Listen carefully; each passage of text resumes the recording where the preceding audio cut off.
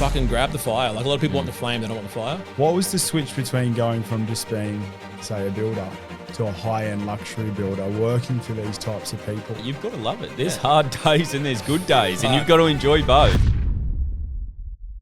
Welcome back to the Built for More podcast by Premier & Co. Today, we're joined by a special guest, Tim Black from Black Developments, who's not only been able to scale his client-based construction company to $40 million turnover, but has also managed to build a $67 million property development pipeline. So if you're out there and you're building something big at the moment, this one is definitely for you. Tim, welcome to the pod. Thanks, boys. Tim, mate, we want to hear it from the start. Like, where did it all begin, mate? My grandfather was a builder. I was a pretty shit kid, if I'm going to be honest with you. Like, I weren't we all?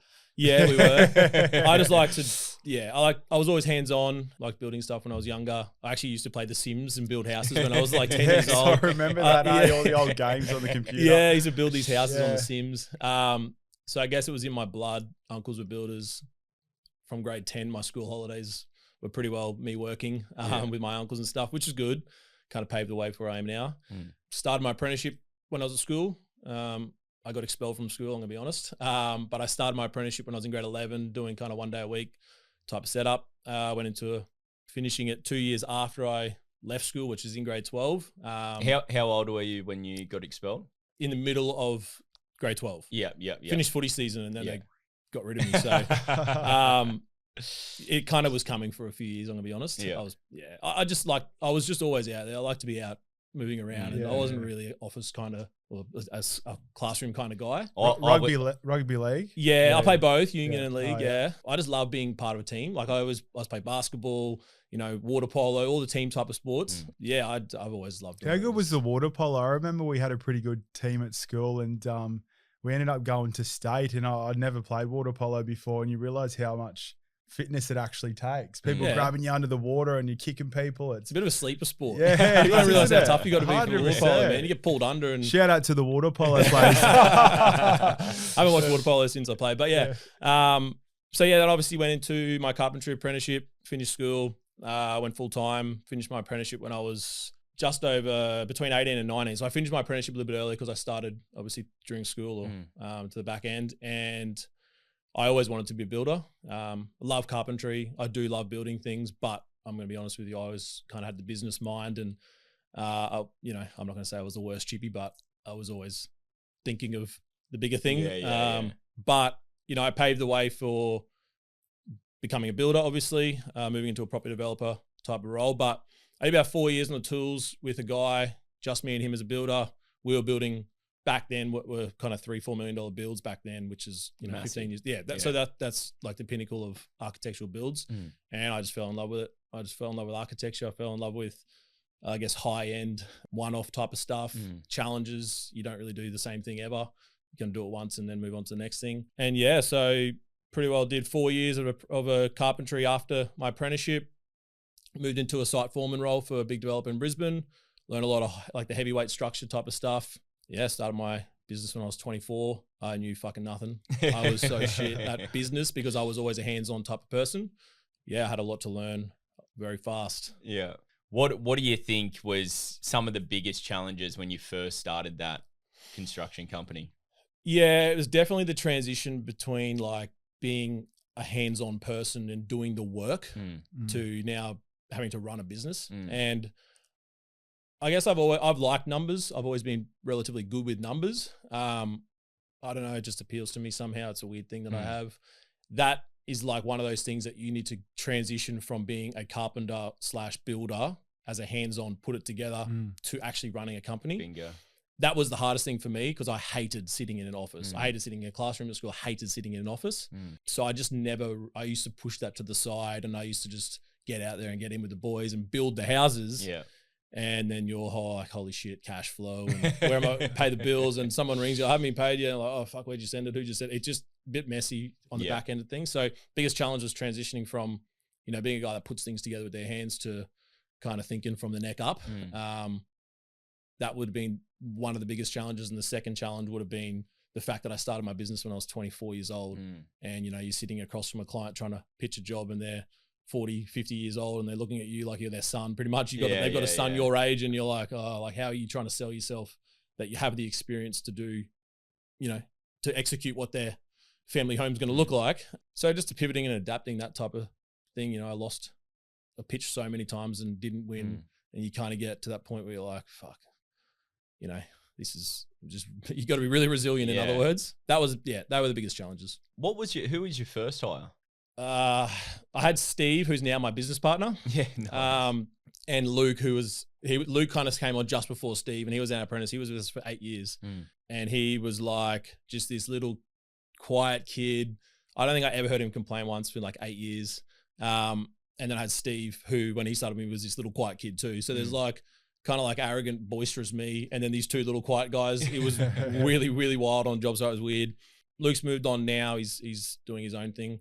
And Steve's transitioned for the last 10 years into now being my business partner. That's and he unreal. Pretty much runs the construction side of the business. Yeah. We're like yin and yang opposites, which is good. Tim, you've grown the team to 27 guys now. Is that correct? Yeah. And I know you were speaking about before how important it is to hire A players.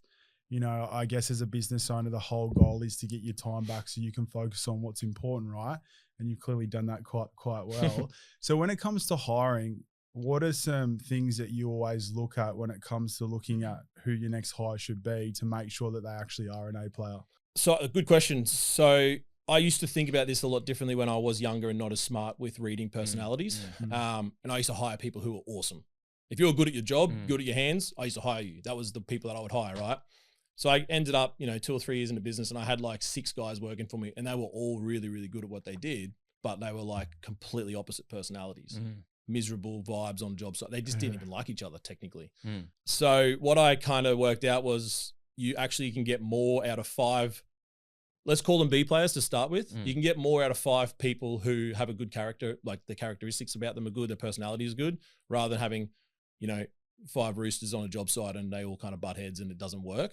So one of my things is when I say that I like to hire A players is they're not always starting at A players in their experience and what they know how to do.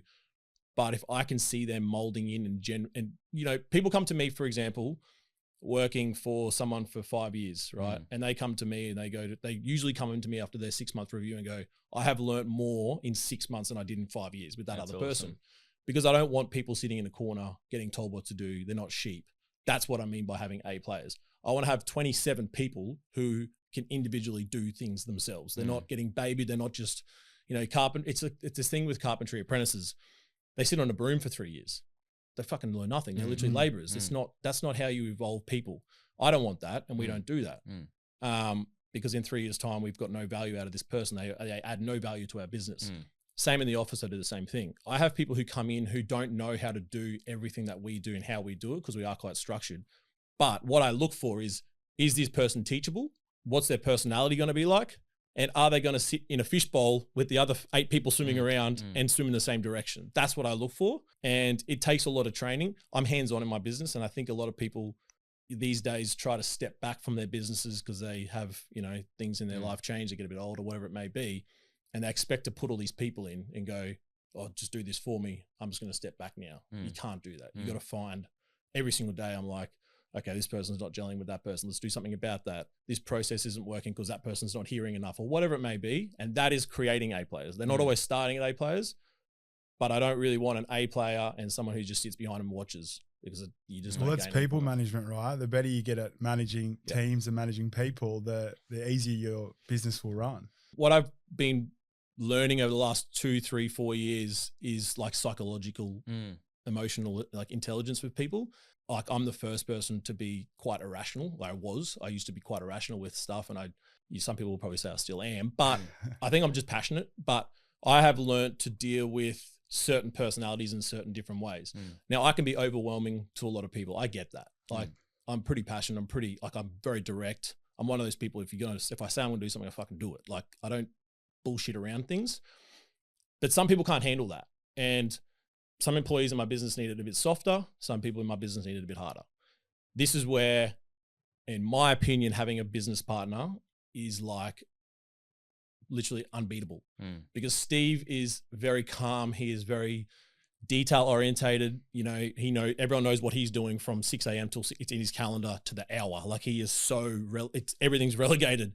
He deals with people in our business differently, and clients, to be honest with you. He deals with people so much differently than I do, and we kind of make that work. The yin and the yang. Yeah, I'm telling you, it's a lot of people are like, oh, don't go into business with anyone. They always fail, this and that.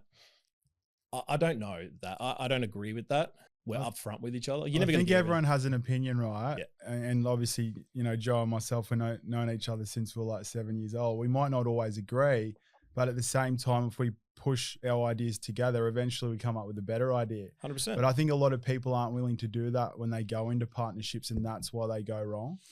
It's also a really good point that you mentioned before too, because build the people and the people build the team, and there needs to be a leader there, right? And I think people always get it wrong inside of business. Like, I'm the king of the castle. No one can beat me. I'm the best. You do what I say. It doesn't work. Like, you need to build the people, and the people build the business. And I think, there's a couple of things that you're mentioning now, and one of them is getting really good at communication. I think that you have to run people inside of your business through DISC profiling tests, understand their personality traits, how they actually work together, how they can communicate together, because you can get someone that comes in and they might be very direct, very straight to the point, which a lot of us are. And then you might get someone that's quite reserved, like an architect, and they're like, hang on a minute, this is freaking me out. I need more information. Yep. But it's two things that you mentioned there. And for anyone listening right now that is building something, listen up, because communication and leadership, if you want to build something big, it's massive. Yeah. And I think going back on how I said they have to be teachable. And this is hard where you start to get into executive management. Now, I've just put a CFO on last quarter, right? A CFO coming into any business is a big thing, and everyone knows that. And everyone's on a little bit on edge. Now, I knew what I needed in the CFO. I didn't need a guy or a female who was going to come in and be like, this is what's happening. You do that, you do that. That's what I do. I don't need someone to tell me what to do. I didn't want an overpowering CFO. I wanted a detail-orientated CFO. The reason I say that is because I just don't have the time to be detail orientated to the T anymore, because you're always moving around and shaking a lot of things up. I needed a person who came into our business and detailed stuff. And, when you're getting into executive management, like I said, you can make a wrong decision very fast, where you have one CFO, for example, come in. I have 8 people in my office, and my office is a very community-based little culture. They're like a little bubble. They're like brothers and sisters. But you have someone come in, and I've witnessed that when we first started this whole process with the CFO, and it can rock the ship very fast. And not by wanting to do that or trying to do that, but just someone coming in to try and establish themselves as hierarchy, all that type of stuff. I don't necessarily have hierarchy. We treat our apprentices the same way we treat our CFO. Love that. And it's like, okay, we understand you are the numbers person. You are management of the finances. We get that. We're not trying to do that. We're doing project management. We're doing construction management. We have our departments. Let's blend them together, because a good, nice conduit makes things a lot cleaner. So I guess it's just managing like who's coming in. I interviewed 3 CFOs. One guy came from big shit, and I was kind of like on paper, oh, this guy would be awesome. He's going to take me from 50 million to 100 million to 200 million, all that. And you think of that and you're like, fuck, you got to get there though. Is he going to get me there? Cause he was pretty abrupt. He was pretty up there. And I was kind of like, can I deal with this guy on a day-to-day basis? I don't think I can. Even Steve was like, no way. You're going to throw him out the window before So I ended up going with the guy who was a little bit more reserved, a little bit, he set back. He wasn't as loud. He wasn't abrupt. He was kind of like, I just want to come in and make things, do what I can and help the business where I can and work in with everyone. And I was like, this is my guy. I didn't have as much experience as said person before. It's culture fit though. But I still need to teach him how I do things. So when I say that, he's like a CFO, but I still need to teach him. And that sounds really strange, coming a guy that's come from way bigger stuff than what I've done. But I don't do things like every other builder and developer in Brisbane. I do things the way I do things. We structure our business the way our business is structured. You can come in and bring processes in, or find what's not working in our business and be like, this doesn't work. This is how I've done it in the past. And I go, thanks, but I don't want to do it that way for this reason. And he goes, okay. And that's the conduit between the 3 different departments of our business. So when I say you just got to be teachable even on exec level, because our business is our business. And myself and Steve, we know our shit more than anyone knows our shit. I don't care how much experience you've got. And that's where I say you got to be teachable. Well, everyone's business is different, right? How they like their culture, how they like their team to show up. And you need to fit in. You need to understand who's on your team, how they successfully perform, and, you know, who can be 100%. Brought in here to actually bring it up. I probably want to stop it there for a sec and actually break down your team, because I think this will be really beneficial for a lot of listeners. Who's on your team right now and what's their roles? Like, what do they do on a daily basis? Yeah, so we've structurally changed a little bit in the last 6 months. So we have CFO, who obviously works directly, pretty much money management, finance management, essentially with my part of the business, which is general management. And Steve obviously runs the construction management side of things. So yeah, Jason does all the CFO work, anything finance based. If it's a number, if it's cash flow, if it's in, it's out, I want to know it. He knows it, blah, blah, blah. Damien is our project manager, and he pretty well seconds everything for me. He does all pre-construction. He does a lot about development management type of stuff. I hate the titles, actually. I'm going to be honest with you. I stop there, because people, like, you can call anyone anything. It's it's not really that. People are pretty hybrid. You need hybrid. So anyway, his title is project management, but he's a lot more than that. Anything down to design, acquisition, feasibilities, monitoring the projects. He does a lot. We have to have a lot of red tape type of stuff in development, obviously in Brisbane, for anyone else that's not in Brisbane. Traffic management, all that type of stuff that's going to impact construction, he deals with prior to getting there.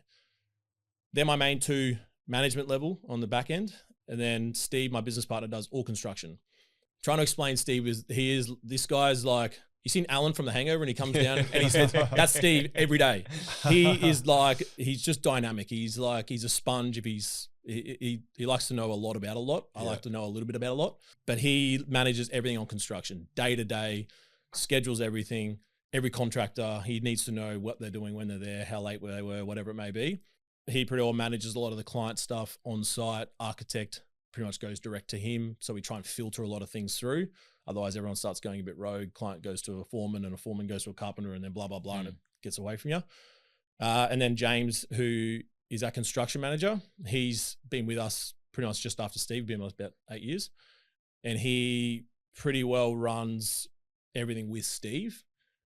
He's very firm but fair, but he's the opposite of Steve. He's he's a bit similar to me. So Damo is a lot like Steve. He's very calm. He's cruisy. Looks like a movie star. He's pretty cruisy. He's pretty polished. Hazy is like construction manager. When he walks on site, people run. That's how it should be, because Steve isn't the overpowering type of person. So we kind of have yin and yang and yin and yang. And then under that, we have site managers. We got Jobbo's been with us forever. He tells me he's going to die in a Black Development's coffin. He's like loyal to the T. Awesome. He's awesome. I do a lot of training outside of work with him. I'm good mates with him. He's a very good guy. Kev, one of our other site managers, been with us for 5 or 6 years. And then going on from that, we have a site manager / site foreman, and you kind of get to site manager after site foreman. They run one job at a time themselves. We have a build that's $25, $30 million build at the moment. So we obviously have Kev and Jobbo who will go on the more detailed stuff. They've been with us for longer. They know a bit more. But we are big on bringing people through. So instead of us, we might take on another project on quantity, what we can do. And instead of us going, well, let's just hire another site manager, we actually look at our carpenters and who's the lead carpenter and go, how far away from it are they? Bring them through, replace them with a carpenter. I don't like much staff turnover. I don't like too many new people coming in. It's the same thing we're just talking about. You have one person come on the boat and it's like, oh, it's a bit rocky for a bit. So we've just promoted one of our lead chippies to site foreman role. Nice. Loving it. How do you set them up for success, right? Because as you said, moving these guys from being tradesmen up the ranks, how do you give them the platform and how to succeed? What does success look like? Do you show that to them? Yeah, so James will spend a lot of time with them. So it's people management, like we said before. So these guys are doing the exact same things that we did 10, 15 years ago. They're going from being really good carpenters and putting things together with their hands to going, now I need you to run a subcontractor, right? And we all have a different way of running subcontractors, but it's personality based, right? So what I would say to a subcontractor is completely different to how Steve would say it to a subcontractor. It's completely different to how Hazy would deliver it. So we pretty much try and work out their personality. I'll word, his name's Heath. He's just started with us, and he's a dude. Like, he's a cruisy dude. You know, we actually say to him, mate, do you want this? Because you're like pretty cruisy. This is going to be stressful. Like, are you willing to take work home with you every day? It's another step in your career. You're great at what you do. And he was like, yeah, I'm keen. So he's a bit more placid and stand back, you know. So Hazy will spend a bit more time with the contractor management, right? And include him in everything. As soon as a subcontractor starts on job site, and we use a lot of the same guys, so it's good. They all know each other regardless. Heath will just shadow Hazy for the first bit. See how he deals with said people. You got a concreter, you got an electrician. You're not going to say same thing the same way. Obviously, they just deal with things differently. No disrespect to anyone, but they're just different ways of handling things.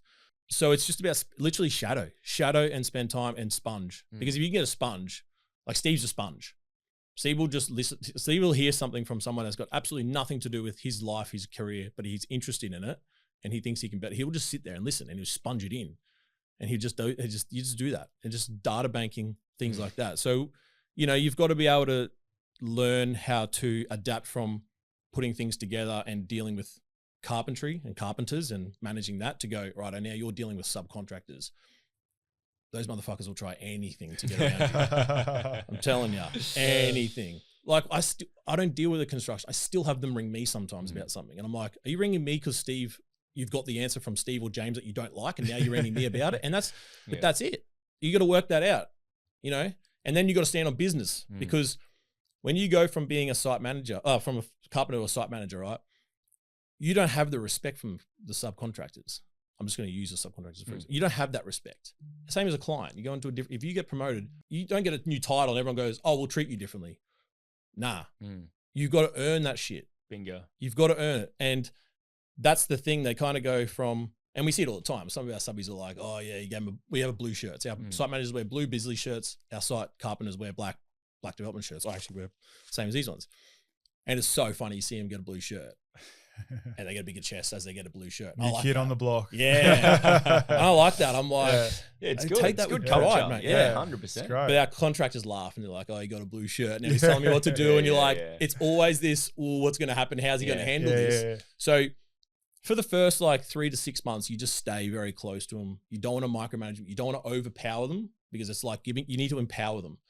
And that's, you know, Hazy will be like, Heath, you deal with this guy right now. I'll stand and shadow you. And then, because it's like, okay, shit, this guy's starting to deal with me. People start to go, oh, maybe now this guy is the guy that I got to talk to. Because you got to be very careful with putting someone into a management position and, you know, taking their knees out from them every single time you want something done differently. Don't micromanage them. Yeah. It's so common. Because you just make them look inferior. And if they don't have respect from the contractors, how are they going to manage them? So it's just about knowing the right time, knowing the right people, letting them run it a bit, dipping their toes in the water, not throwing them fully in the deep end. And I think that's a lot of builders do that. A lot of builders put a site foreman on who doesn't have site foreman experience and goes, all right, good luck, I'll see you in 18 months. Fuck, these poor guys don't know what they're doing. Like, show them, teach them. And this is fast, rapid growth. A lot of people do it. You can't. Not in our industry. It's slow. The best thing that you mentioned there was consistently upgrading people's roles inside of the business. I think that people just look at team members like a number. It's like, oh, I need another chippy. I'm just going to advertise for 5 and get them on. You don't. And that's what I love. It's because you understand who's on your team, how they successfully perform inside of their roles, where they're currently at, how they can upskill and how they can grow. And that's why you've had a guy that started with you when you started. Now he's a part owner of the business. It's because people know that there's a future within the business. So I probably want to dive into that one. How do you have catch ups with your team members one-on-one? Because it seems as though it's very important for you, every 4 to 6 weeks, or what does that look like? Yeah. So like I said before, we're pretty collaborative. I try not to single out my catch ups with people. And I know Steve's the same. I try to do it in a way, obviously there's a time and a place. If you need to pull something up, you don't really want to do it in front of their team. It's not the right thing to do. I try to deliver, unless I really need to deal with an individual problem, then I will catch up with them individually and just say, hey mate, look, this is, you're doing this, I'm noticing it, blah, blah, blah. Let's just tidy up a little bit. They might have things going on, or you let them. I've learned something recently, and this is probably the most recent thing I've learned in business, and listen more, speak less. I know that sounds wild because I like to talk a lot, but you actually get a lot out of people when you just pull them aside, have a coffee with them and go, how you going, mate? Bingo. And they actually tell you when they're not in an environment with a lot of people. So That's right. contradictory to that, I do actually think collaboratively works, but I actually think people hold back.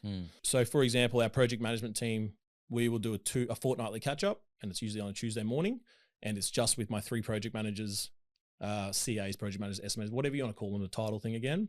They're a pod of 3 of them. They work together. They pretty much they price and then they CA the jobs from start to finish. And then with Damo, who's, kind of, there's 5 of us, and we just hone in on, where are we at, what we're waiting for, contractors that are slow, just a general catch up, short and sharp and easy. Our management team will meet fortnightly, me, Steve, Hazy, and Damo, go through anything high level. If you do them fortnightly, you keep them easy and short. You don't overwhelm it. There's not too much talking about. That's the way I think. Every Monday morning, we will do a very casual office meeting with the 8 of us in there. And it's not what are we doing this week and stuff like that. It's just a coffee. It's a cruise. Anyone got any concerns from last week? Close the week out, move on to the new week. I try and keep them relatively casual. My budget meetings are on the month because we bill monthly. On the 10th and 11th of the month, we go through every single project, every single number, Nice. and they're a lot. They are a lot, and we have pretty well a full boardroom. All the PMs come in. I have an accountant, bookkeeper, accountant, CFO, and then Hazy and Steve from the construction side. And it's dense. Like it costs us money. It costs Steve and I money to do that. But the valuability about having 9 people in a room for 4 hours, and it's like collaborative. They walk out, everyone's cooked because there's numbers going around the front and center. But we don't miss anything. We know every single thing about every single number every month. Not, oh shit, we missed this 3 months ago. It's monthly. How important has that been for the business over the last, say, 3 years? Because a lot of people don't know the numbers and they don't check in regularly and they don't even talk to their bookkeeper or an accountant, regardless of what level you're at. With the level you're at, how vital is it to know your numbers? Well, yes, we do bigger stuff, so things can move further, but it doesn't matter. In construction, anything moves and it moves fast. I actually caught up with a guy who wanted a bit of advice not long ago, and I hit him with the first thing. Exactly how much money did you turn over this quarter? And he didn't know. He was a young guy. He was keen. And I said, what's your forecast for next quarter? And he was like, oh, I think about this. And I said, fuck abouts. Dude, that's like your business. You're guessing. Yeah. Yeah. And it's not how much money are you making? How much money are you turning over to the dollar? If you don't know what you turned over a quarter before, you're like, dude, how do you know your shit? You're pissing in the wind. Yeah. You are. You're literally you're letting something. Scale. You're hoping that something works. Yeah. Fuck hope. We don't work on hope. So my thing is cash flow and dollars are like the most important thing. Not profit dollars or not success on margins. That's not what I'm talking about. I'm like, what's coming in, what's going out. Make sure there's money to pay every single person that works on our job site. Make sure all my employees are going to have another job for another 12 months. All that shit. That's the numbers that you need to know. That's more important than anything. It's the same as a feasibility on a development. This is the best thing about a feasibility, right? You got a fucking feasibility or you got a real feasibility. I can say I'm going to sell something for 9 million and I'm going to build it for 4, but I'm not. I'm going to sell it for 8 and build it for 5. That's a feasibility. Yeah. You can jumble numbers up to make them look really nice on paper to give yourself a false sense of security that it's going to work. That's fucking not right. That is not right in my opinion. And I've seen people do that. And I'm like, you're not going to build it for that because I know what it costs to build. And I guess that's where our business is. You get caught up in the excitement of it as well because, it's all glitz and glamour and it's going to be great when you get there, but I do it myself. Yeah. I'm like, oh, I really want this one. Yeah. And then you go negotiate with an agent and they're like, oh, you get this much. And you're like, oh, throw in the fees. I'll build for a bit. You do it yourself. I can still do it. Yeah. I'm still going to make it. You do it because you're like, oh, you're emotionally in it. You're like, I can bring the cost, but it's reality. Reality hits people in the face pretty hard sometimes. What I think the golden egg for us right now is the fact that we develop and we build. So we have control over both parts of a project. I know what it costs to build. Like we build client jobs for $10,000 plus a square meter, nothing less. And people are like, that's ridiculous. That's not right. I'm like, well, it fucking is because I'm doing it. Like I'm doing it every day. So, like reality is a different thing of a number. People really don't like to know numbers sometimes because it's real and people don't like reality. The numbers don't lie. That is the base reality of to the someone, business. right? Which also ties into your client base, which we'll get onto in a moment. Well, in my opinion, it's the number one thing. For any younger guy or younger business person growing a construction company, If you don't know every number to the dollar, weekly, monthly, quarterly, gone, you're not scaling yet. This episode is brought to you by Premier & Co. We help builders and tradies step off the tools, build solid teams, and scale profitable businesses that don't rely on them 24/7. So if you're looking to grow your business and you're sick of being the bottleneck in your own company, head over to premierandco.com.au and book a strategy session. You've heard it here first. I also want to touch on, I guess, you knowing your worth. Because there's a lot of people out there that don't. I was having a chat to a builder doing around $6 to $7 million in Sydney the other day. And he was talking about the competition. I said, yeah, the competition's always going to be there, but you need to separate yourself from the rest, right? People are always going to undercut. People are always going to come in, cheaper. You were just mentioning then, that's what we are, $10,000 a square meter, take it or leave it. How have you built that? How have you built that certainty that you can actually go out there and charge that in the marketplace? Yeah. I've done it. I'm telling you right now, I've been in business for 11 years nearly. I'm telling you, 8 of them weren't pretty. I've done it. And that's the thing. And people say to me, we've got a price from this guy. And I'm like, okay, I don't give a fuck. You asked me for my opinion, I gave it to you.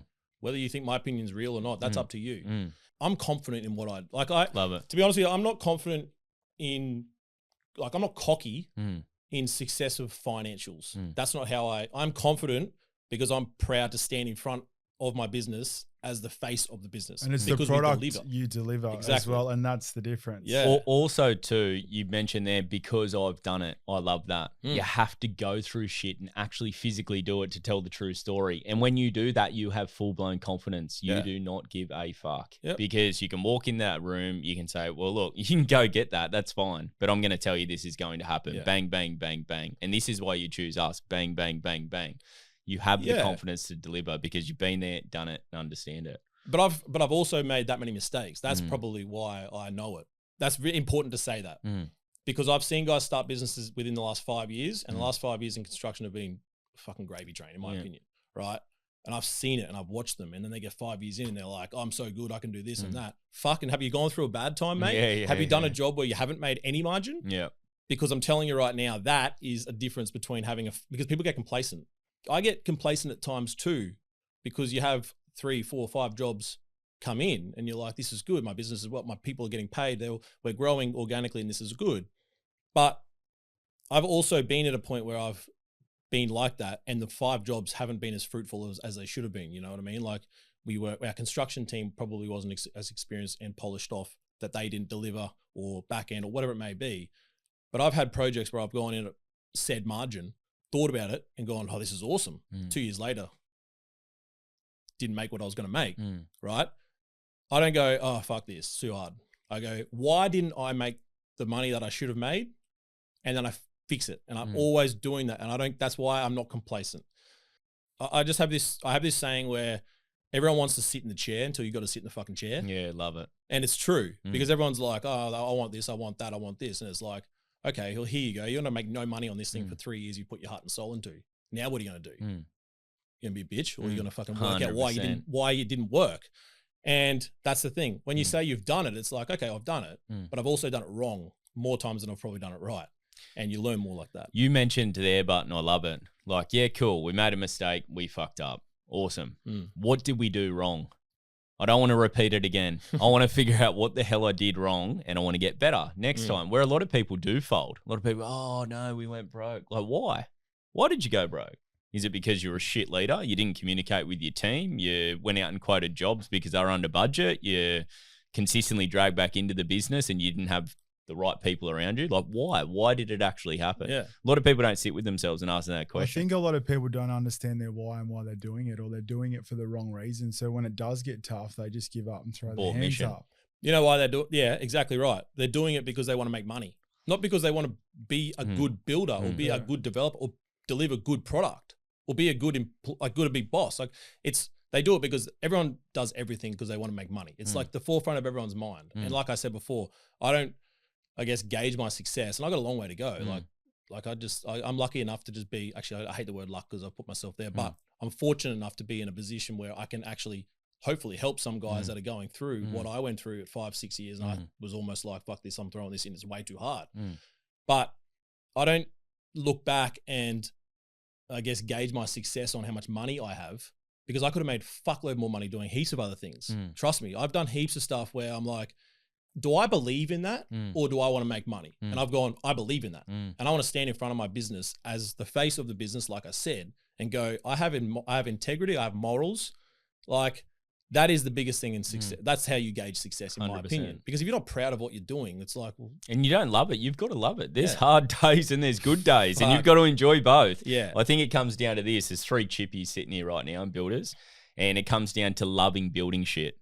If you love building something, it's like that beautiful house. How many times in a development or a project, whether it's for a client or for yourself, do you have the times where you're like, holy fuck, we're tight this week. Holy shit, this is a grind. Holy shit, she's a carry on. Yeah. And you push through it because you love it. And then you stand back at that project and go, fuck yeah, I built that. And and that sounds cliche, but if you just keep showing up. Well, like, it's business and property. Like you well, have I think to it's I think it's everything in life. Bingo. Like I we were talking before, like I have to keep myself healthy and fit. And that's my thing outside of work, because I think it actually generates into my work a lot. 100%. I've done a lot of like training where you're like, this guy keeps fucking coming at me. And this is a sporting thing, but you're like, I've been listening to Tim Grover a lot, which is Michael Jordan and Kobe Bryant's mentor back in the day. And it's not necessarily the guy that is just better than you straight away. It's like the guy that's there but not better than you, but he just keeps coming, and you're like, man, you just annoy me now. This guy doesn't let him stop. go. Yeah. You show up every day regardless of how you feel, and you do what you got to do. That accumulates, right? And that's the difference. I'm telling you, you'll have 4 bad days in one good day in the week, right? If you take the 4 bad days as in this is shit, you're never going to get ahead. I take the 4 bad days, and I'm not, trust me, there's days where I'm like, oh, fuck this. But I take the 4 days and I go, okay, where did I go wrong? Where did someone in my business go wrong? You know, I take accountability for anyone that in my business. If someone in my business makes a mistake, I don't go, oh, go ring them because they made the mistake. I'll cop that on the chin. I'll stand there and I'll cop it on the chin because that's leadership. My team. And that's leadership. That's empowering people, and that's taking accountability for things. I don't know. That's just, like I said, that's my way of thinking. 100%. I agree. 110%. I think also too, when it comes to, you were mentioning then, like, know your why. Like, know what you're doing it for. How many people, and you were also talking about, you know, consistently showing up, you know, how many people just win by consistently showing up, doing what they love? Nothing can stop them. Look at anyone in this world, and once upon a time they started something small, and then that thing got bigger and bigger, and you're like, hang on a minute, this guy was just talking about that person for a year, and now this guy's blowing up and they're trying to be best friends. What's going on here? It's because the guy never quit, or the girl, and they consistently showed up and they got it done. And I think that unstoppable mentality and making sure that you're pushing forward and you're doing what you love on a regular basis, that's the thing that's going to get you there. Yeah. And then making sure that you never quit, you never back down, understanding, you know, what are your numbers? Where did I make a mistake, and what can I do better next time? Yeah. It's part of the parcel. Someone asked me not long ago, my growth outpacing my confidence. How do I change that? And I'm like, you don't. Trust me. I'm confident, but like, I'm like nervous as well. A lot of stuff that I'm doing. You'd think when I started my business and I hired someone, I was like, I'm so confident. I was like, I got to pay this guy every week. I should myself. You're not going to be, you're never going to be. And it's the same every level, right? It's just, your tolerance gets better and better and better. And people look at, how did you do that? It was because I went from A, B, C, and D, and now I'm at Z. Exactly. Well, you reckon Elon Musk just became the first trillionaire in the world because he just started with a plan to go to Mars? That's right. He didn't. He bought PayPal and then he. There's 2 good things you guys were just mentioning then, and it's actually the confirmation because you have done it. So when you go through hard things in life, whatever they may be, in business or just personal life in general, you actually get the belief and get the confidence that you've been there, done it. What can stop you? You can't stop me. I'm going to go. I'm at this hard time again, but I've been here before. I'm just going to keep marching forward. I know how to fix it. And I think that's the best mentality that you can have. And it's through going through hard shit. It's actually through understanding what it is you want to achieve. The more and more you do it as well, it acts as like a feedback loop. And I'm sure you relate to this. Like when you go through hard times or you get nervous about something, you're like, oh, this is a bit full on. This is out of the water. I don't know, something in my brain, and I'm sure this is any business owner that has achieved anything, you go, oh, cool, we're about to have a breakthrough and I need to lean into this. Do you have those feelings? Yeah, well, I do all the time. But you made a comment about going through difficult times. The thing that I find is I have really good times in business and really difficult times in business. Then I have really difficult times in home life, then I have really good times in home life. And then someone's always going through something difficult. It's not just, oh, my business is going well. Because usually if you're killing your business, you're spending a lot of time there, right? If you're spending a lot of time there, you're not spending so much time at home with the kids, the wife, all that type of stuff. So it's a balance. Everything's balance. If you're spending more time at work and at home with your wife, then your fitness and your training and your mental clarity lacks. It's about like balancing everything. So if I feel, what I do is I will notice when I'm starting to veer too much into one thing, and that a lot of the time is the business. It draws me in because I am excited from it. But my most important thing is my family, my wife, my kids. Like that's number one. I notice that sometimes, you know, you go, fuck, I've left dark and I've got home at dark, and you just start to balance. Because if you veer every single thing into one thing on business and you know that's going well, I've become aware of being able to realize, okay, I'm way too much training. Like there's no too much home. There's way too much training, right? I'm spending too much time training, too much time on my own stuff that's lacking my home life, or vice versa. And I just know that I'll just reset. I just do away. I just know when I'm at that point now. And I guess that could be 10 years into business, but I just know when I'm at that point of unbalance, and I will go, all right, shake that shit. Let's just drop a day restart. Here, give it here. Basics. It's basics. Like it literally is. And it sounds cliche, but it's like, I don't know, just do something different. Fuck, take half a day off work. Yeah. Step back. Yeah. You Don't look for something to do. And that's what a lot of business owners do, right? Everything's good when they have the time, and then they're like, oh, I'll just sit in my computer and pretend I'm doing something. Yeah. You're not even productive. Because you think you're meant to be there. That's right. That's one thing that I've struggled with, having more employees come in. And I guess that's the leader in me. I don't like leaving my office before my employees. Yeah. I used to be first one there, first and last one to leave. And a lot of the time, exactly that, I finished my day's worth of work or whatever it may be, and I just sit there and wait, kind of pretending I was doing something or thinking I was doing something, because I didn't want to be seen, oh, he turns up late, he finishes early, whatever the fuck it may be. And that was, my confidence is a bit low I was trying too much. My employees are awesome. Like they know if I'm not in the office, I'm doing something. Like my heart and soul is my business. And that is something that I have recently picked up and gone, you know what? If I'm not in the office, they don't think less of me. It actually probably lets them do more. I feel like if I'm not there so much, it's a lot Well, they want to step up too, because they've got those responsibilities and they want to make the business and themselves proud. Yeah. And that's something that I've recently worked out. Someone will take it if it's there sitting there. Someone will take it. And that's good to see who. What do you believe, I guess, when you are running this business right now, what do you believe's a happy medium when it comes to what you should be doing outside of work, not just in the business? We talk about you need to see yourself as an athlete. Our game day, it's every day. So in order to be prepared for the business and show up every single day, what do you need to do outside of work? Like I said, I am very big on just probably that 1 hour of your own time a day. And that does sound selfish, but I'm telling you right now, there's days that I don't train, for example.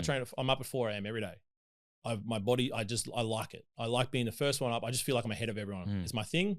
A lot of people they're like, how the fuck do you get up that early? I'm like, you're asleep, I'm ahead of you. That's my way of thinking. I won. A bit of a competitive edge on me. But I go to the gym between 5 and 6 in the morning, right? My kids are asleep, my wife's asleep. I feel like I'm doing that I'm doing something for myself, but I'm also adapting around, what works for my phase of life. And a phase of life's a big thing. Like when I first started my business for 4 or 5 years, I had no kids, nothing. Monday to Sunday, public holidays. Let's do this. I was just always working in that.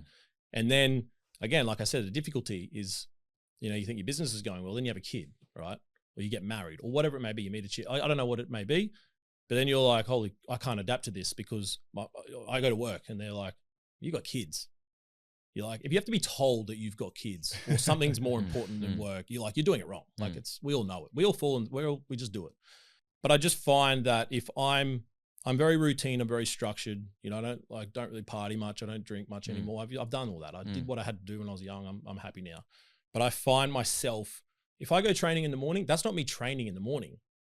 That's me getting that hour so that when I go to work, I'm a good person. I'm happy. Make better decisions. Then I get, yep. I'm a lot less irrational. Then I get home and I'm ready. I'm ready to do the dinner and the bed and stuff like that. So I don't really train for aesthetics and visuals anymore. I train for performance, and that's one of my things. And I know when my head needs more time to myself, and it sounds selfish, but I'm a way better person. So if I take that 1 hour to myself, yeah, it might be selfish, but I'm a way better person for the next 12 hours. That's my way of. Yeah. Tim, you've positioned yourself and your business now in that high-end market, right? You've worked for some obviously, quite high-end individuals that want an amazing product, right? That didn't happen overnight. What was the switch between going from just being, say, a builder to a high-end luxury builder, working for these types of people? How did you get your foot in that door? I was a pest. I just used to pester people until, like, for example, Sean Lockyer, I'm going to say Australia's biggest home architect. He's the best of the best. Good dude. I pestered him. Made a price like 7 jobs. And now I can see back. I'm like, I know why he did it. Like keep showing up. I think he gave me the wheel gets the oil. I feel like he gave me the job to piss me off, to get rid of me for a bit. I really do. And then you delivered on it. Yeah, I did. And I was like, I look back and I'm like, fuck, I would have been so annoying. But now I actually do like when people are having a crack and people ring me a lot about like, oh, can I get some advice or something? And most people are like, I don't have time for you. But I'm like, this guy's having a crack. I was there once. I get that. And all you need is that one person to reach out. I was a pest so much that I feel like he gave me a job just to get rid of me for a little bit. And I was like, I'm telling you, I got that job and that was my life. I built this house for a lovely couple who I'm still friends with. I speak to them still. It was the first architectural home that I technically built in my own business. And it was my everything. And I said to my client at the end, who was a business guy, he was a pretty savvy dude. I said, can I just ask you why you picked me at 24 years old? I didn't really have that much it was pretty messy. And this guy's a business guy. He said to me, because I know if I had given you this job, it would be your 100% and it would be everyone else's 20, 30, 40%. Yeah, that's the and best. I said, fuck, that's a smart way of thinking. And I gave it 100%. Like I was there every day, morning till night, Saturdays, everything. I gave it everything. And he was like, your 100% is better than someone else's 50%. I don't care how much experience they got or someone else's 20% or however many jobs they do. And I did that and he spoke. It's the tree trunk analogy that I use. You do a job for someone, regardless of whether you make money on it or not. And this is where I say, if you don't make as much money or whatever it may be on a project, don't think about it like that. Think about the fact that if you deliver it properly, you might not make as much money. That person's going to talk to 5 other people and they're going to talk to 5 other people and they're going to talk to 5 other people. Your name getting out there in the market for delivering a good project is better than you making a little bit of money every single time. 100%. And that's kind of what happened.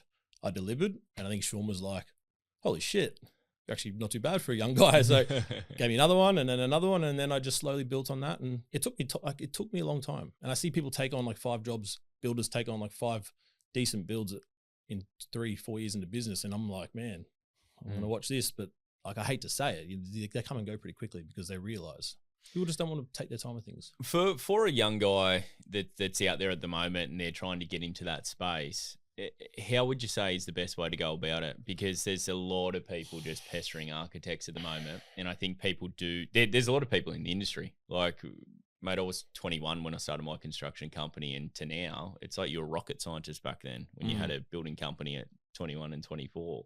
Now it's like, oh, you've got 30 of them. Oh, that's good. Well, it goes on, like I said before, you've got to have done it. And, if you're going from building decks in a bathroom to trying to crack a $2-3 million build, that's a big step. You're not going to get there. Like, it's pretty rare. My thing is, when you're starting off, people want to see you as the person. Like, I'm still running a business where my clients want to see me or Steve. Like, they still just want to talk to me. They know that I'm not there putting it together, but they want to talk to me because I am the director of the business. And this is where I'm like, I'll never step away from that. Sometimes you're like, I don't have time for this. But it is one of those things. And even sometimes my clients pull me up a little bit. They're like, oh, what's happening? Where are we getting pushed to the side? And I'm like, I need to hear that sometimes. Like, fuck, that's reality. Shit, I go pull myself back into the line. I like that. But I find people will hit a market and they'll do a couple of decks, a few bathroom renos, kitchen reno, whatever it may be. And then they'll go, right, I'm ready for a house, a whole house. And you're like, don't know if you are, take your time with things.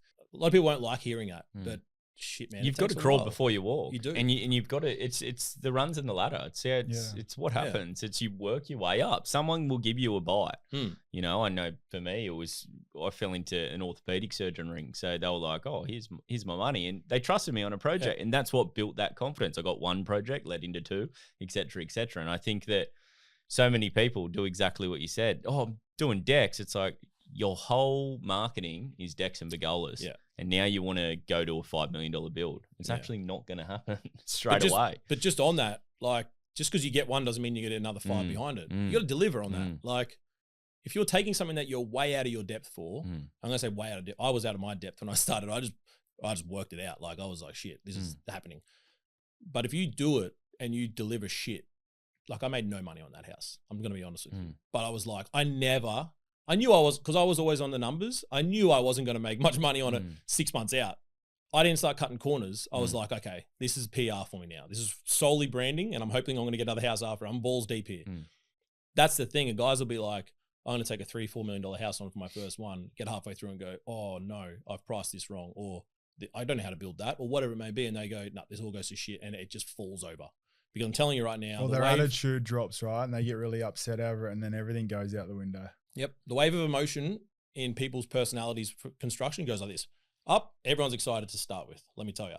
And then they realize, oh shit, I got to start paying for things. This is a client-based. Everyone has that point where you can sit there and sign a contract with someone for $10 million, right? And I still have this today. Hey, we'll sign a contract. I'm going to build you a house for $10 million. In 2 years' time, that $10 million is out of your bank account. I just want to line that out for you. When they get to like 8, they're like, I'm so stressed to spend all this money. And you're like, I told you 2 years ago you're going to spend it. And that's reality. People's emotions are like that. So people start high. You can fake it. Everyone gets through a frame. Everyone gets through a slab, a frame, and a roof and windows. And everyone's like, oh yeah, this is so good. This guy's awesome. And then it goes down. Everyone's emotions start to take over. They're 6 months in, they're 12 months into the build. You know, they got family shit going on. Their lives are changing. You're now worn out because you're like working out how hard it is to do what you already should have known that you can't do. And then the emotions go down and everyone's excitement is down low. And when people's excitement's down low, that's when shit gets hard, right? Because everyone gets the excitement back at the end. You got to get through that lull.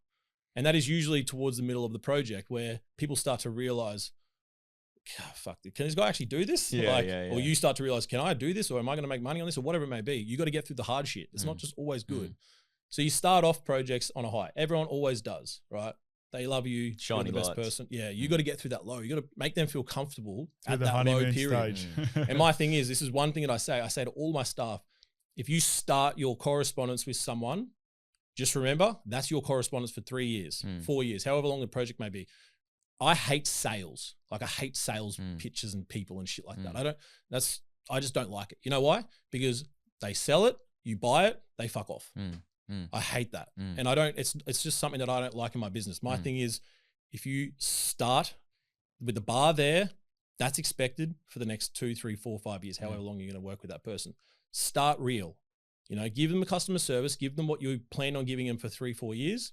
Because you can't drop off. Because as soon as someone gets something and then you take that away, that is when it raises issues and you'll get hammered for it every single time. So you just start real. You know what I mean? There's two things that I know a lot of people out there want to hear. And it's number one, when you come to pricing these jobs, like not where you're at right now, but let's rewind a fair few years. When you started pricing these projects, how were you confident in it, or how did you price these projects? Number one question I get from nearly every builder, how the fuck do you price that? Every single time. You know what I do? I just break it down into a bunch of different, like I don't care about joinery right now, right? I don't care about that stuff. I don't care about the finishing stuff. I break it down. You know why people don't like doing it like that? Because it takes ages. It takes me like 8 weeks to price a job properly.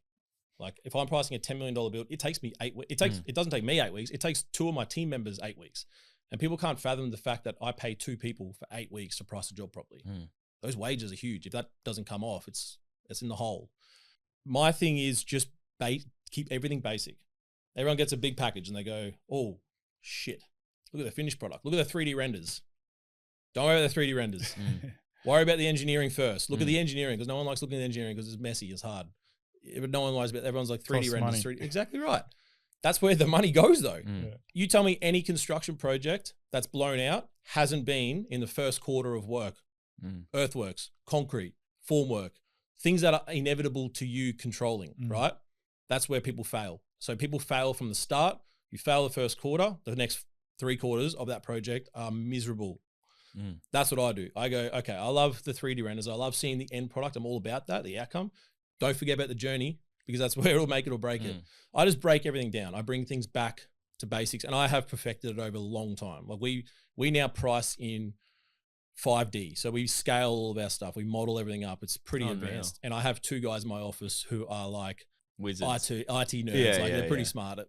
They do shit that I can't do even. So you did bring Sims to real life. I did. That's exactly what I actually thought about that once. He's like flying through, and I'm like, man, how do you know how to do this shit? Like, but this is the thing about A players, right? No disrespect to anyone at all here, right? When you're pricing a 10, 15, $20 million house, right? A lot of the time a QS has 20 years experience, okay? My main estimator, Demir, is 31 years old, right? He can do shit in software that QSs who are 50 can't do, okay? Yeah, they know how to build it. They know how to price it. But that's evolution, you know? You're like the old like people still pricing on Bluebeam, people still pricing on data build. It's all good. You got experience. That's sweet. But man, software, AI, all that type of shit's taking over fast. Young guys coming through. Yeah. So what he lacks in experience, we know because we built this, right? This guy does things, he rarely misses stuff because it's modeled up. It's, you know what I mean? You always miss something. I like to stay in front of the game with, you know, the way that the world's moving. I don't try to be like, oh, this guy's got it's back on my hiring people. You don't try and hire the most experienced guy because a lot of the time they're unchangeable. They're like, this is how I've done it for 30 years. Why would I change that? And they're confident and they know that. But the things that we're building, like you need to look at every single internal junction corner. Like there's a brass strip you'll miss. I'm telling you, it's fucking happens everywhere. It's hard. We just break it down. From 0 to 10 million, what would be your hires if you could go again? So if you could restart from 0 to 10 mil, because that's where a lot of people get stuck, what would be your hires and why? It would start on what I'm good and not good at. So for example, if I was starting a business again, like I did, I would hire someone like Steve, who's a hands-on guy who gets shit done. He builds stuff, right? He's detail-oriented, but he builds stuff. I can sell. I know my business. I know my numbers, right? What am I strong at? What am I not strong at, right? I hire what I'm not good at. You know, there's no point having someone that can do what you do. That's my way of seeing it. So look, if you're a numbers guy, you're a back-end guy, you like to run a good, clean company, branding, marketing, you like that type of stuff, that's cool. Hire a guy that's going to do the work, right? If you're a work guy, hire a guy that's going to do the opposite. That's where I would start.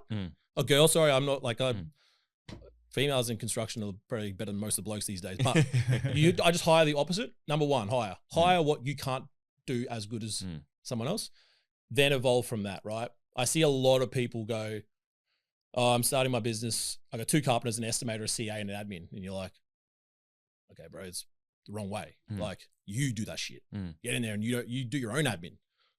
I used to order printers and shit myself. You do that yourself. I get it. You need people on the back end to do that type of stuff so you can be everywhere. But you got to be really smart with where's the money actually coming from? And that's on the job site, right? Build a really, really good structural team on your construction side of the business before you start grow. You only really hire your back end to grow, right? So you still need to deliver. You deliver, and that's the delivery here. You know, I would probably hire I'm big on spending money on good things. And this is where it's really hard to grow a business because cash flow is low. You don't really want to overload on wages. My thing is I could pay a really good carpenter 100 grand, or I could pay a really, really good carpenter 110 grand. In my opinion, the 110 grand's worth it. And it's incremental shit like that. So, you know, I was always very skeptical on hiring like a construction manager because that's a sole overhead. They're not billable hours technically.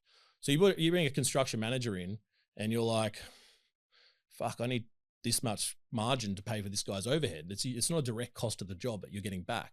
Carpenters are easy. You can build as many carpenters as you want, but they're all running around like headless chicken. They've got no direction. I would build out like I said, I'd hire the opposite of me first and I'd probably work from there. Well, you're buying back your time. You're getting your time back so you can spend it on bigger and better things, make more money for the business and make better decisions, make sure it runs smoother. Everyone gets trapped in it. Yeah. Set up a core. Yeah. I'd set up a core. If you're a builder, solely builder, not a developer, I would set up a core construction team that I trust to deliver. And you might pay a little bit extra, but you'll free your time up to grow on the back end and tidy up the structural processes in cash flow, progress claims, invoicing, all that type of shit. Because you need to pay your subbies or they don't turn up either. So yeah. 100%. Tim, do you charge for your quotes? Like, no. You don't? No. Technically, I don't actually tender against anyone. We don't do that. People come to you now? Yeah, so we do what's called like our advisory, and our advisory is we come on at like DA stage, and a lot of the time, clients actually come to us before they go to the architects. And what we'll do is you've got to buy business. You still, even at I still buy business. You know, I put in hours and hours and hours on projects, and you know, you don't really know someone's. This is where I do. This is what I do. There's a first point of contact, and I filter. Can I deal with this person? Is this going to be a good client? Is this project going to go to shit? Is their imagination unrealistic? Whatever it may be. My job is to filter that so that it doesn't really get past me. If my time is wasted, okay, I get that. I don't want to waste overhead hours, so I will filter it through. Then we go as advisory, right? If it gets past that stage and I have worked that person out and I've read that person, I don't need a contract with them. And some people are like, you're a fucking idiot. But if I read them wrong, I'll take accountability. Exactly. So the thing is, we will onboard a project at DA stage and we don't tender. We do 3 pricing sets. I'll price like an estimate based on, you know, the architect will usually do a pass 3D renders, floor plans, a couple of relations, and you go, okay, this is our meter rates that we've built up over history. This is the starting point. They go, okay, we're happy with that. We can live with that. Up, down, left, right, whatever the fuck it may be. Then you start planning and you stay in control of the documentation. Engineers, architects putting things up that it can't be built, blah, blah, blah, blah. That just wastes your time. So now I am in control of what gets drawn. Is it actually possible? Because I don't like going all the way there and having to go all the way back, because that just slows my business down. Everyone gets frustrated. Clients get annoyed, a lot of emotions at that point in time. And then we will do 3 pricing sets into a contract set of pricing.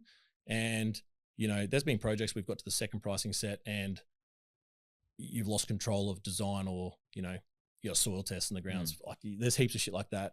That's when it's like, okay, when am I going to pull the pin on this? Is this wasting time or whatever it may be? But a lot of the time you usually know. You can pick it up. Like, do I want this project? Is it good timing? There's a whole bunch of stuff. Is it good timing for us? Is the location right for us? I'm building 2 houses next to each other at the moment. I'm building another house that's across the road from, you know how valuable that is when you've got like 7 people in one spot. They just literally, that is like, your margin is worth so much more when you've got people in the one spot. So things like that, you know, it all works on it works on a whole bunch of things. Do you have an onboarding process when it comes to onboarding new clients? So like direct lines of communications, et cetera, et cetera? Look, not really, to be honest. I like to kind of go a bit off the cuff. I don't like to be too structured. If I go in with this set plan, like I deal with different people when it comes to my clients. Like I have some IT clients who are IT guys and they just want details. They don't want to be anything. Then you have people who are a bit nervous about what they're doing. It's the first home they've built. You got to give them more comfort. Or you have business dudes who are fucking red. Like they're ready to go. Like they don't fuck around. Just give it to me straight. Don't waste time.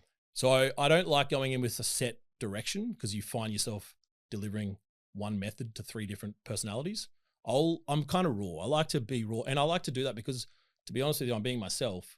I actually say to some clients, hey, if you don't like me, don't build with me, because I don't want to change for you. Like if I'm changing, that's just me being fake, and I'm not a fake person. So not really. I like to organically let it flow. Like a lot of my clients are friends of friends of past clients, or friends of mine, or I think we've got 8 active client projects on, and I knew 6 of them before we started building.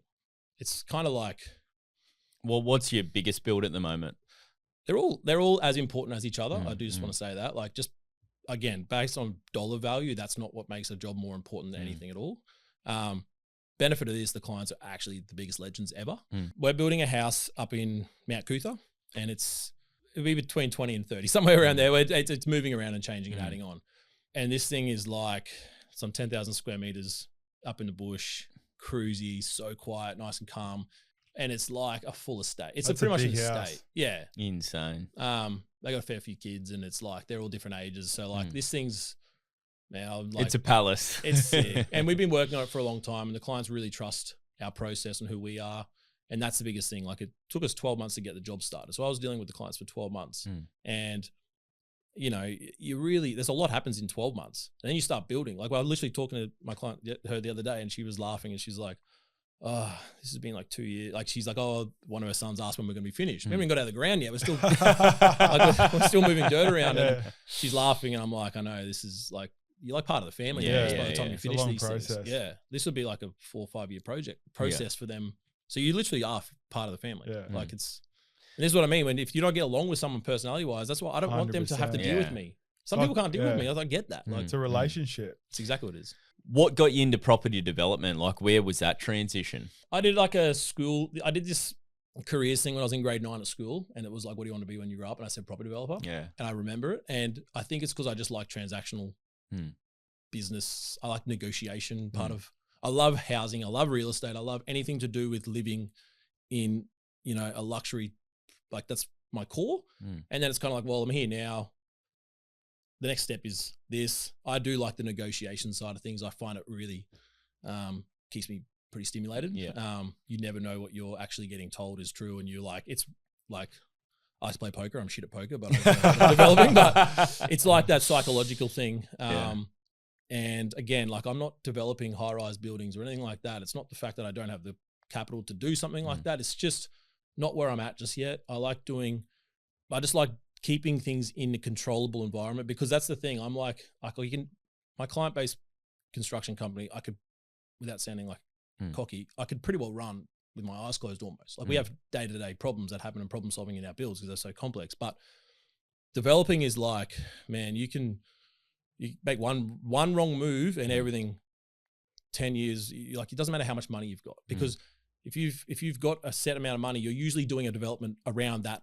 You know what I mean? So I'm like coming through the development side of things very weary of starting too big and going too fast, and because it's different. You don't get paid every month like a client job. Like, every month you bill and you're like, okay, I'm paid for what I've done. You're paying every month. Dude, you're like, shit, I need to find the money to pay these people because the bank hasn't given me the money yet, or whatever it may be. So property development, I've always been very into the transactional side of real estate. I literally on realestate.com every day. I love seeing what things sell for, but I actually like working out why they sold for that, right? And I was literally doing it last night. A house up the road from us that we looked at buying, my wife and I, sold for 2.1 mil block of land, like pretty much block of land, sold for 2.1 mil 12 months ago, right? And it just sold again for 4.4. And she's like, we should have bought it. And I'm like, that's not true. Telling you right now, that's not true. There's no way in the world someone paid 4.4 for that. Like, it's nice, but it didn't go up $2 million. I know exactly what would have happened. The guy was a developer. He would have obviously worked out his numbers, and maybe it didn't work based on construction costs. He has gone and used those plans, sold to a client with a build contract, made the numbers look better. You're cooking the books. But I like working that out, because you're like, people talk every day in real estate. They're like, oh, this sold for that, this sold for that. Did you see this? It's a reality. Like, is actually what happened. So that excites me. I do like that type of stuff. I like to test myself out by looking at things and going, I reckon it'll sell for this, and then actually seeing what it sells for. I like doing numbers on auction sales against private sales, and I don't know. I just like that negotiation type of things. I think it's fun. Where are you going now? What's the mission? What's the purpose? You built something absolutely amazing, man, and massive congratulations. But I guess, like, what's next for you? It's going to sound pretty cliche, but like, I actually don't have a massive direction of. I know exactly what I'm doing, but it's not like, oh, we're going to go and build $100 million a year projects or whatever the fuck it is. I'm not really looking like that. I'm like, I just like perfecting, and there's always holes that you got to plug. Like, I really do like enjoying what I'm doing. And when you're growing so fast and so big and so, you know, that's stressful, and you're not yourself when you're stressed. I genuinely like being around the people that I am working with. So it's just refining them. I like to be a good leader. I like to be inspiring. Like, I do really like to give people the opportunity that they should have. Look, I'm growing our development arm. That's probably my next predominant, you know, growth and scale thing. At the moment, we do about 60-40, 50-50, sometimes 60-40, sometimes depends on what the market's doing of client development work. I love the client work because you can do things that you would never do on a development. Like, we build some stuff where you're like, holy shit, this is epic. Like, this is wild. A lot of the stuff that we build, we actually have to work out how to do it because no one's ever done it before. You can't do that on developments, unfortunately. You can, but it's risky. So, you know, you got to polish up a few things on development. You got to see what sells.